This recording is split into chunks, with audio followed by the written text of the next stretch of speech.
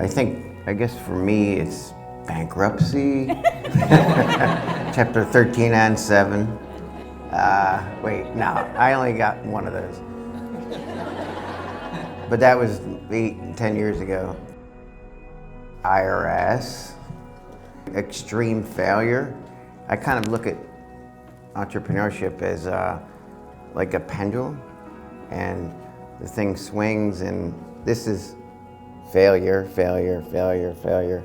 But sooner or later, you just have a massive, wild swing, almost like a pendulum.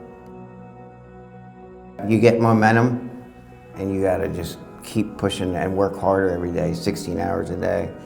I've found that pretty much just using basic principles that have been around for years and not doing anything really different or nothing that's rocket science. And I usually find that just the established principles of can run through the fabric of everything that you do as an entrepreneur, and you can be successful with, I always call them like the 4 pillars, which is really entwined in what you're doing with fitness, and you already mentioned 2 of them.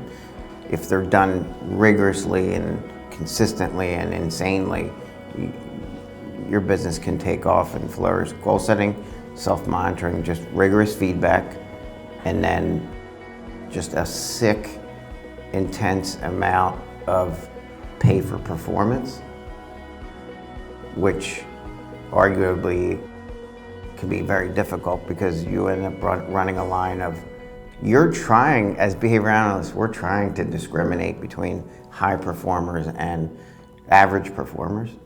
But in the human resources world, Marlene, my fiance, knows as a certified practitioner in HR, that discrimination is not good in other areas. So the principles of excellence, I think, can run contrary to sometimes perceived labor law.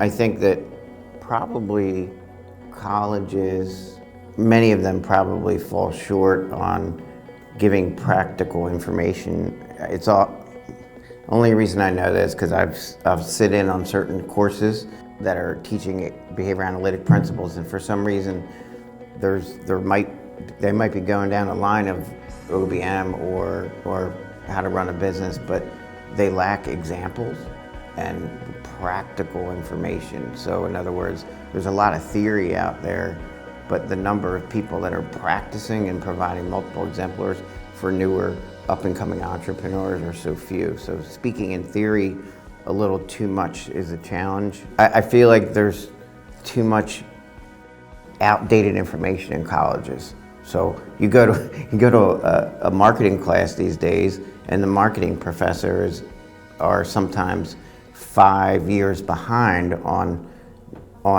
understanding what really grabs a viewer's attention. And it's just because, not all schools, just certain ones, and they're not necessarily caught up to speed on what like a Facebook dark post is or some of the stuff that you're doing. They might be not caught up with the times, and I think sometimes certain universities probably have to pound the pavement a little bit more to be updated on those things. I don't know if that has anything to do with the question, but that's just me spouting shit off.